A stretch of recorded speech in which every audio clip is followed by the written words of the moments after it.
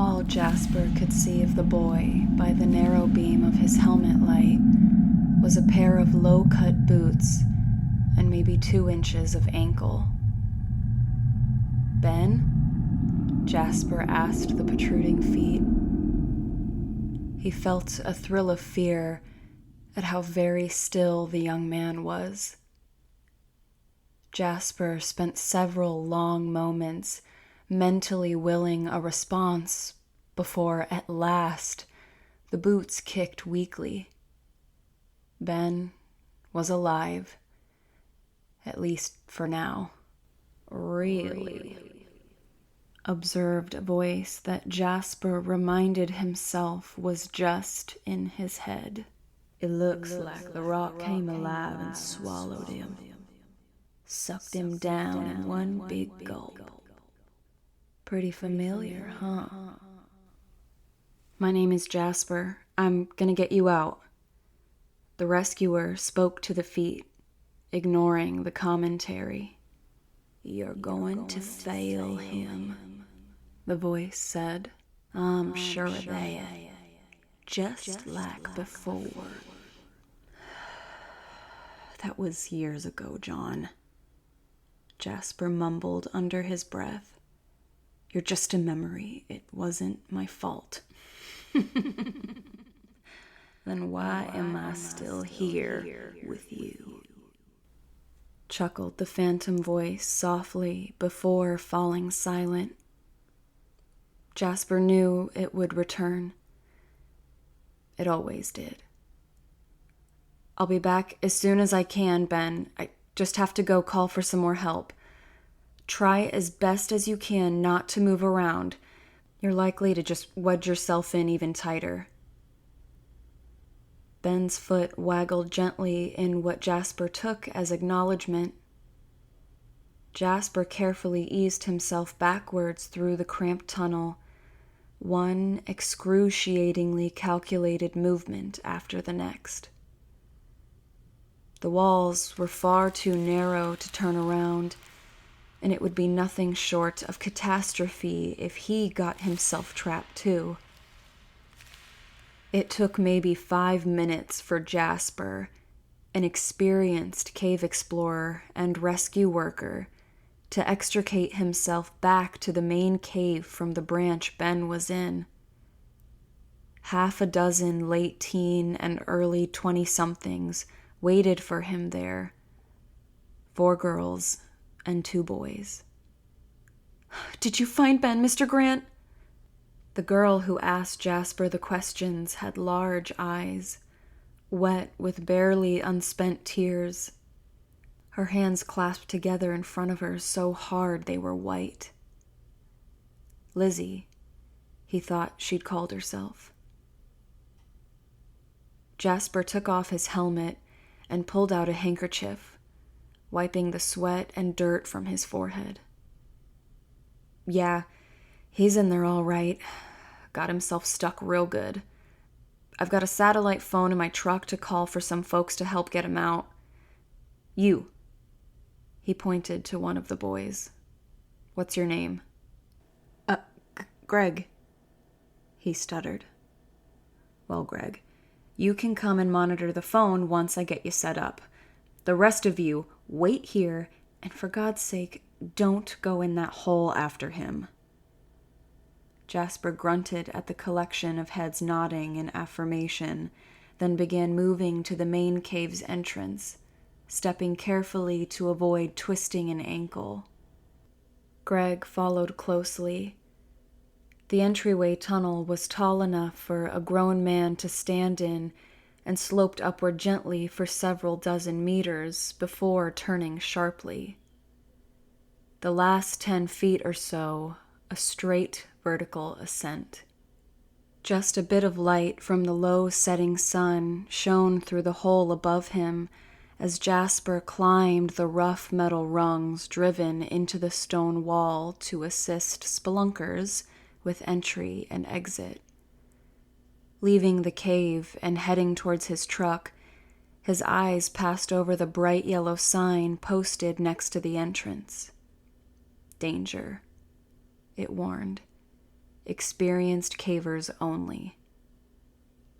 That you lot? Jasper asked Greg. You experienced cavers? No, sir. The young man answered. His head hung sheepishly. Jasper's breath hissed through his teeth. Yeah, didn't think so. No lights or other gear clued me in on that real quick. You're lucky I was passing by. Don't typically come out here this time of day. Is my brother okay? A strong hint of anxiety had entered Greg's voice. Jasper lowered the tailgate of his pickup and began searching through boxes in the bed. Ben's fine, he replied, finding the small case he was looking for and unsnapping it. But that's a temporary situation at best. I imagine he's in quite a bit of pain, and depending how tight he's wedged, likely having some trouble breathing. That's double if he starts to panic. The real trouble is how he's stuck upside down like that. Too long, and the blood'll start to pool, and... How long has he been stuck in there? I don't know, a couple hours now, maybe? We thought he was playing a joke at first, but then we tried to pull him out, and we couldn't. We tried calling 911, but no one could get a signal, and then we thought about going for help. We couldn't decide who should go, and we didn't want to leave him, and... Take a breath, kid. I get it. Then I showed up while you were standing around deliberating. Not surprised you couldn't get cell service. We're a little more than 50 miles from the closest ranger station, and that's about where the tower is. That's why they gave me this sat phone, and... Jasper paused, looking up at an ominous collection of clouds that had gathered seemingly since he'd first gone to check on Ben. That ain't good. Mr. Grant? Cloud cover that thick means this thing might not work either, he replied, consulting a small notepad in his pocket for the number the station had given him to call.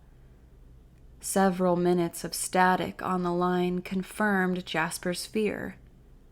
Jasper shook his head. Shoot. Okay. Look, I hate to leave you all here, but I'm going to take my truck over to the ranger station and call for help. If Ben's only been in there a couple of hours, like you said, it'll be pretty uncomfortable for him, but it's going to be best to have more professionals on site to make sure we can get him out. Shouldn't take me more than 3 hours to get a full-on rescue party out here. Meantime, I'll leave you this phone to keep seeing if you can get through and... damn it.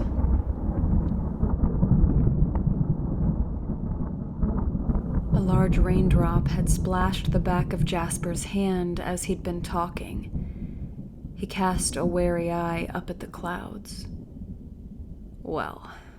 this just keeps getting more complicated. You familiar with the weather around here, Greg? Not really. We're just visiting for spring break. Uh-huh.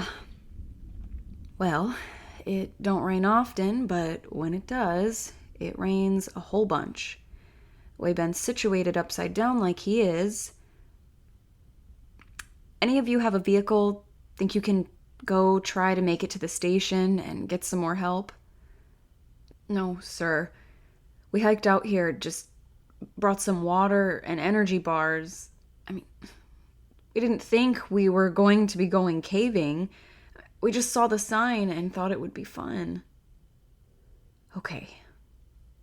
Jasper paused for a moment, biting his lips as he considered the sun becoming more and more obscured by the clouds. A sinking feeling growing in his gut. Don't suppose if I gave one of you my truck that you'd be able to take it, then get back out here? I don't think so, sir. Not in the dark. Yeah, if something manages to go even worse, I'd hate not to have it.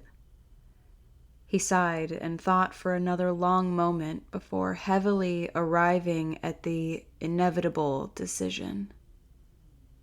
"Reckon it's just up to us, then."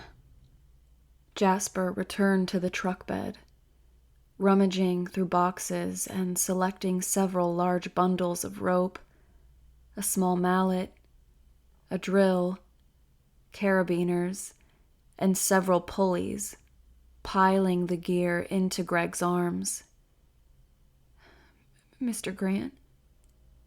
Greg's voice cracked slightly, his lower lip trembling. You've done something like this before, right? I mean, you'll be able to get Ben out?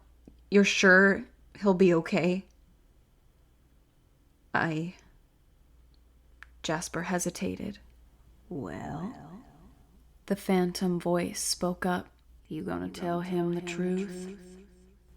The rescuer shook his head to clear it. "Yeah, kid. Loads of times." Jasper stared straight ahead, his hand absently scratching a faded scar that ran the length of his cheek. "Loads of times," he repeated, his thoughts going back in time.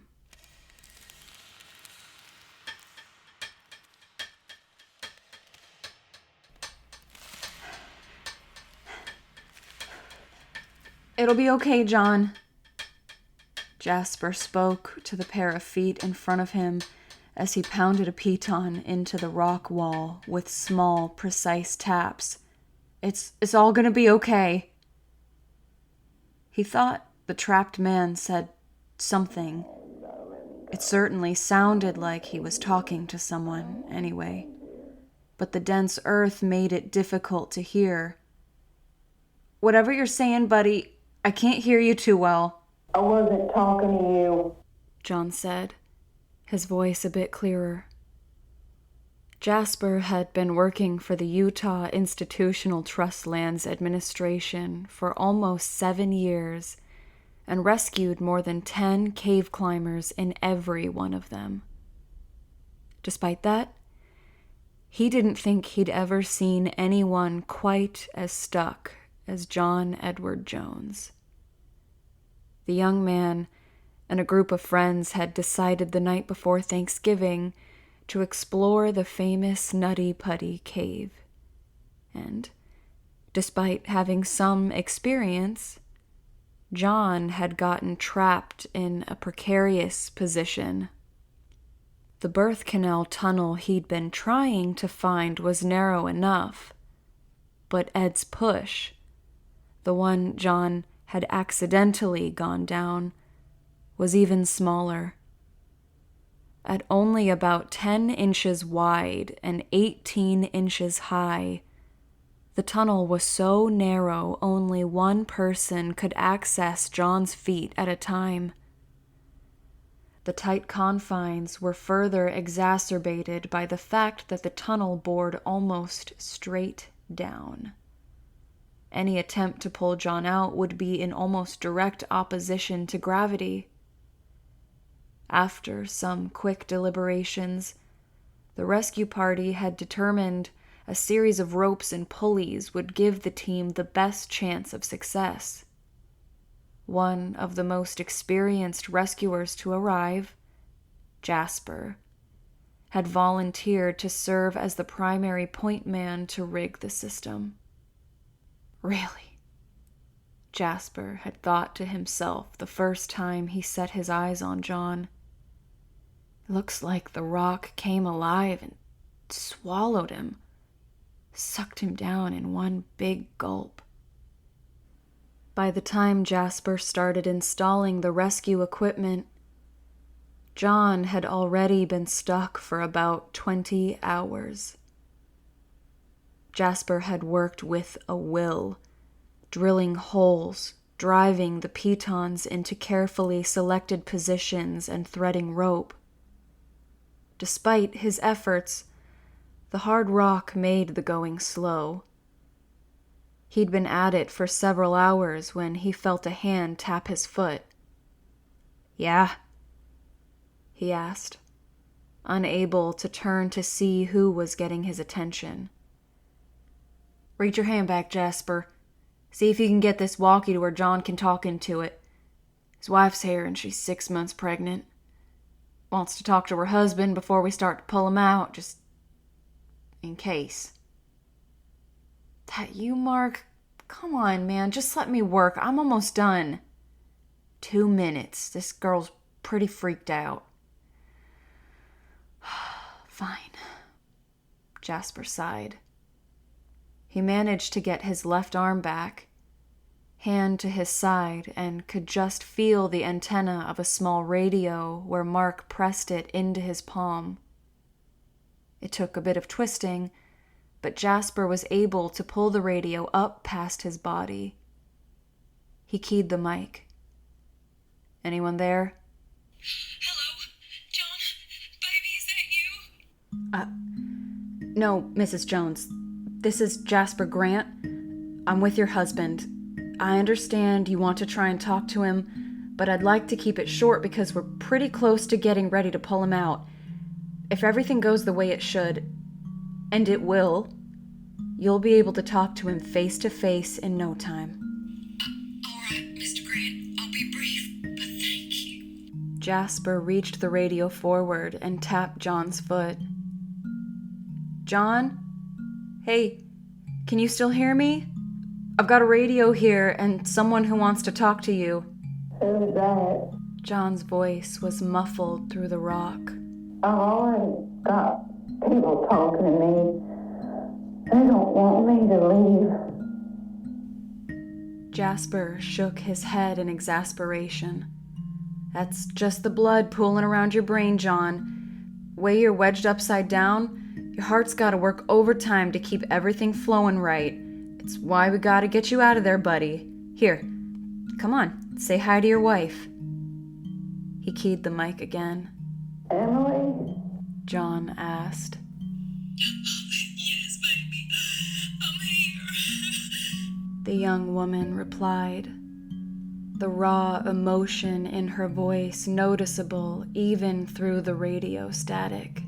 I love you. John said, his words taking on a sluggish quality. "We love you too. We'll see you real soon, okay?" She choked. Okay. Jasper could tell the man was fading.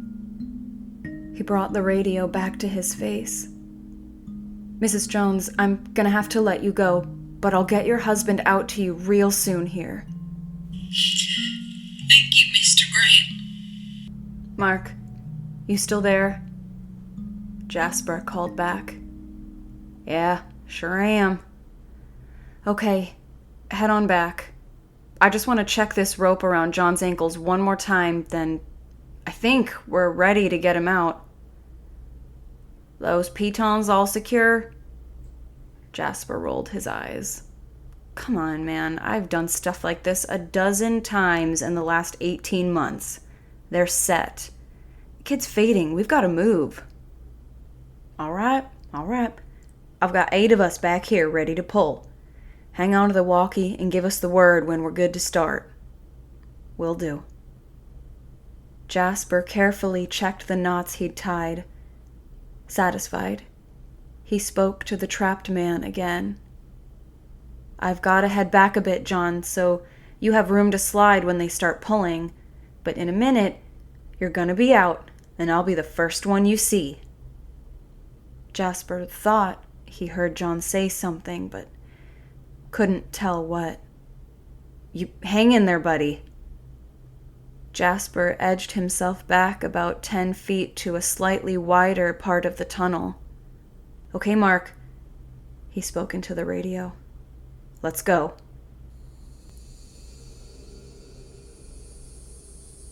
In the light of his helmet beam, Jasper could see the rope passing through a carabiner near his face go taut as the other rescuers took out the slack and began to pull. He turned his attention to John's feet. Oh, God. Oh, God. John's scream was muffled, but Jasper could still make it out. "Hold on," Jasper yelled into the walkie-talkie. "Stop pulling! What's going on, John?" It hurts. John whimpered. It hurts. It hurts. It hurts. It hurts. It hurts. It hurts. I know, buddy, but we gotta get you out. You ready to go again? John made a soft sound of pain, but didn't say no. Jasper called back into the radio. "Mark, go again. Nice and easy now." The rope went taut, and John began to inch upwards again with agonizing slowness. Let go. John shrieked again. "Stop again," Jasper called into the radio. "John, talk to me, bud. What's up?" They're holding me. They don't want me to leave. They want me to stay here. "Yeah, that's just those voices in your head, John. Don't you listen to them. A little more, and we'll have you out, all right? Keep going, Mark." The rope started to pull again, and it must have been Jasper's imagination, but it seemed as though John didn't immediately start moving as he had the 2 previous times. He finally did, after a few seconds that drug on for a subjective eternity, but the extrication was somehow even slower than before. Jasper could feel sweat pooling at the back of his neck, but whether from the exertion of installing the pulley system or adrenaline, he couldn't begin to say. "Almost there, buddy. Almost there." Jasper spoke to himself as much as to John. At long last, John was pulled to where Jasper could just see past the length of his body to his head. Jasper grinned. "How are you, kid?" John's face was red and dirty, but smiling. "It sucks. I'm upside down. I can't believe I'm upside down. My legs are killing me." Then, more softly, I didn't think they'd let me leave." "Just the blood in your head, John. Mark, go real easy now. Keep 'em coming." Jasper reached out his hand toward John's steadily approaching boot. "I've got you, buddy." He tensed his fingers, their tips just brushing John's ankle. Then, John stopped moving. A low sound of protest escaped his lips as Jasper fumbled to grasp the trapped man's foot. He saw the rope strain as the other rescuers pulled from the tunnel entrance, but it was almost like something was striving against their efforts. Jasper watched as, impossibly, John jerked an inch back down the tunnel. In the back of his mind, he heard a metallic snap, then the sound of tearing silk. Something flashed by Jasper's face, raking hard against his cheek, and his head snapped back instinctively, bashing into the tunnel wall. Despite his helmet, everything went black. When Jasper woke up, the tunnel was filled with dust. Jasper! Jasper! What the hell happened? He heard Mark calling through the radio. He shook his head. I don't know. We just about had him out. He was... The dust began to clear as Jasper shined his light down the tunnel, only to reveal John's feet back where they'd started. Or possibly. Even a little deeper than before. He was almost out.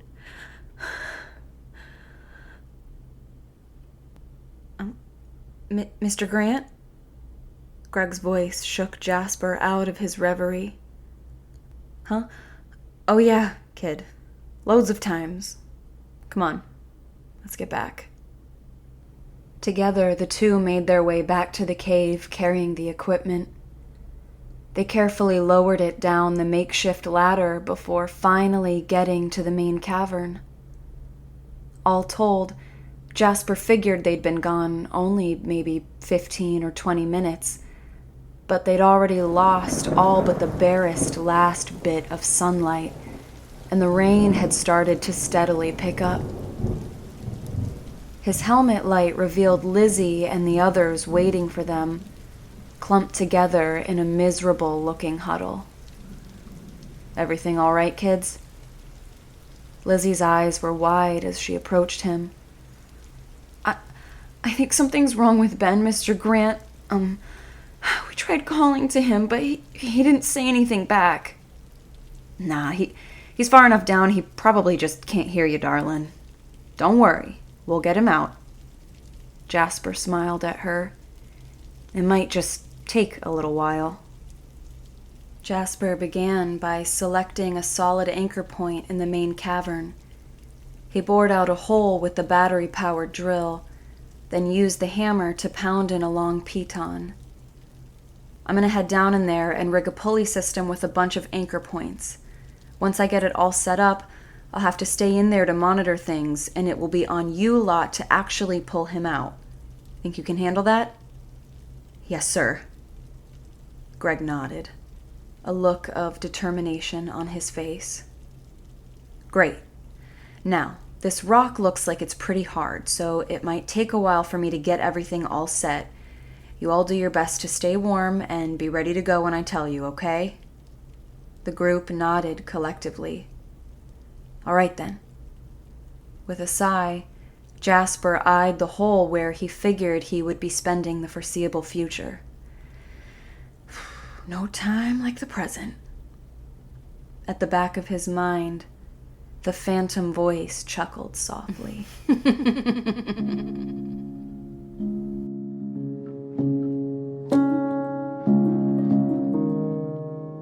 Jasper sat in a threadbare easy chair in the living room of his dingy apartment. He hadn't shaved in days and wore nothing under the dirty pink bathrobe wrapped around his thin frame. He held a half-empty bottle of bourbon in one hand and a yellowed newspaper clipping in the other. His right cheek was heavily bandaged from where the flying carabiner had split it open. The phone on the small table to his right rang shrilly, and he deliberated a moment between the items he held before setting the clipping down to remove the receiver from its cradle. Hello? Jasper asked into the phone before taking a swig of bourbon. Jasper, that you? It's Mark. Jasper blanched through his drunken haze, though from fear or rage, he wasn't quite sure. Fuck do you want? Look, man, I'm not calling a fight.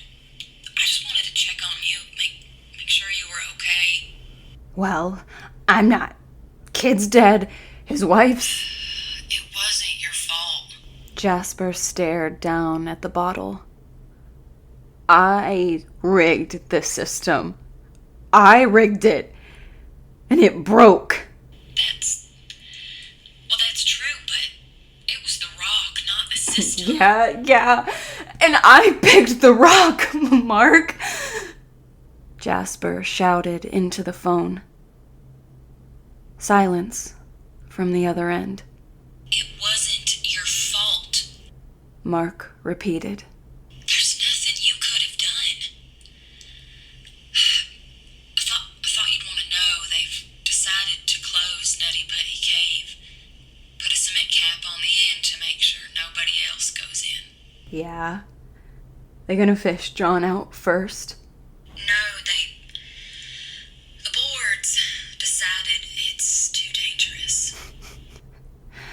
Goodbye, Mark.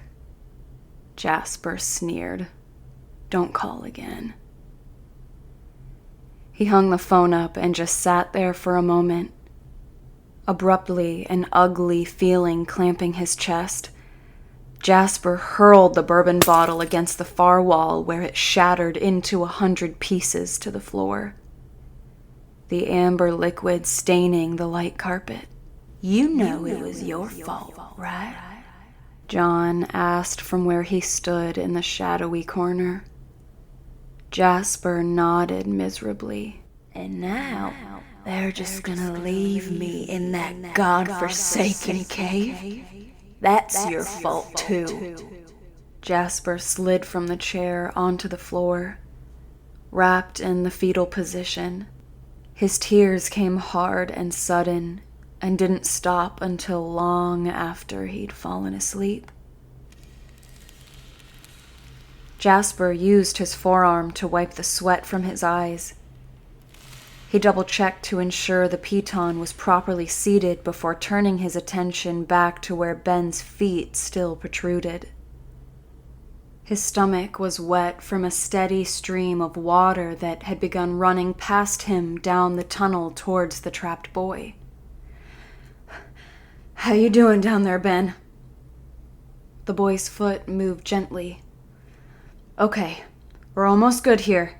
Just have to get the rope situated, then one last check and we'll be pulling you out. Jasper looped the rope around the boy's ankles, tying no-slip knots the way he had thousands of times before. Truth is, he could do this with his eyes closed and his hands behind his back, but he never took anything for granted. Not anymore. All right, buddy.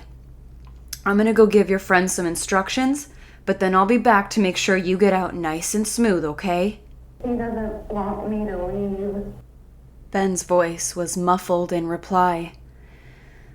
Those voices are just the blood stuck pooling in your head, kid. It's... Wait. He? Jasper asked, perplexed. He says his name is John.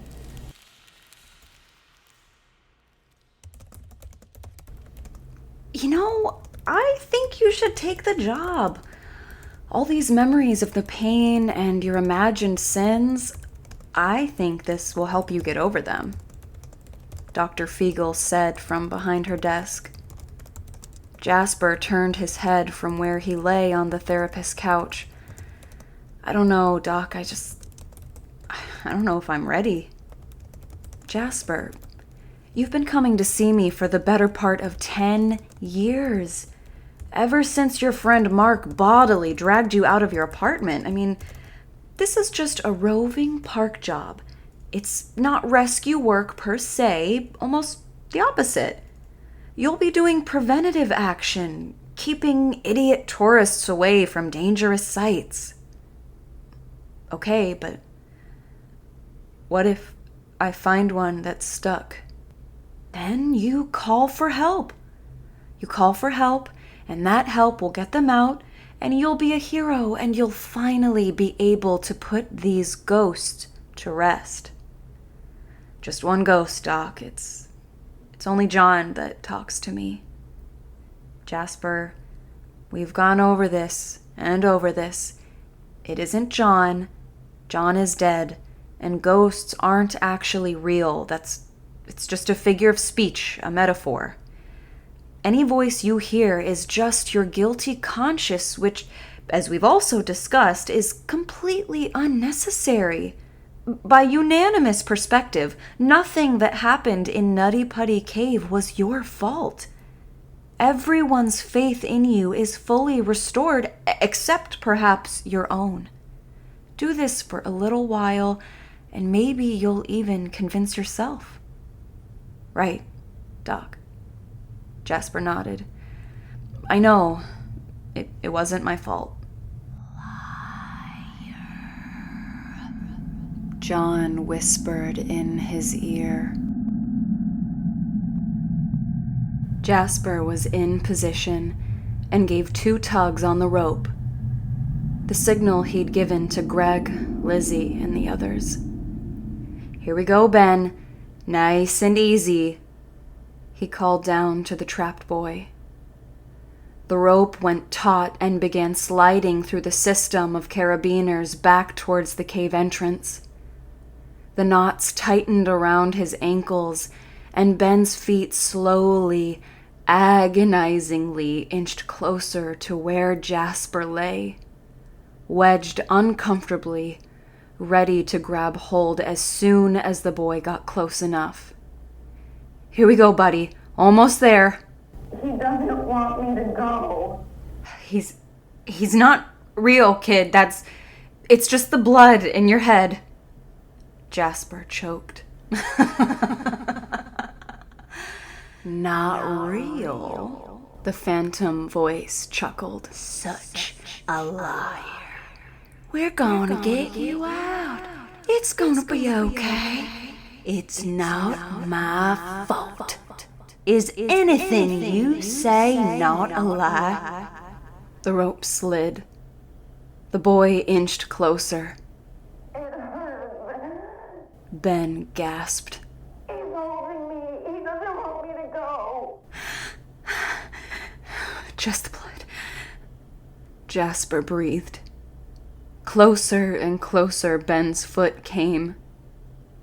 Jasper stretched out his hand to the utmost, clutching, straining to grab onto the boy's ankle. Just the blood. The tunnel widened just enough that Jasper could glimpse Ben's face past his body. His eyes were closed in a rictus of pain. Arms stretched over his head, his shirt soaked in rainwater almost to the shoulders. And just beyond the boy, grasping his outstretched arms, Jasper could barely make out another figure. One he recognized. John's face was red and dirty, but smiling. Ben's eyes snapped open, rolling in fear. "He won't let me go," he whispered. The boy jerked abruptly downward, and Jasper heard a metallic snap, followed by the sound of tearing silk. Something flew by his face, and the tunnel was filled with dust despite the water. Jasper coughed, choking, unable to see anything. "Mr. Grant!" He heard someone calling frantically from the main cave. "Mr. Grant, something happened to the rope." Greg, he thought to himself. "Is everything all right, Mr. Grant?" Someone else called. "Is Ben all right?" Lizzie, Jasper thought. As the dust cleared, he looked back down the tunnels towards where Ben had disappeared. All Jasper could see of the boy by the narrow beam of his helmet light was a pair of low-cut boots and maybe 2 inches of ankle. "Ben!" Jasper asked the protruding feet. He felt a thrill of fear at how very still the young man was. Jasper spent several long moments mentally willing a response. And then several more.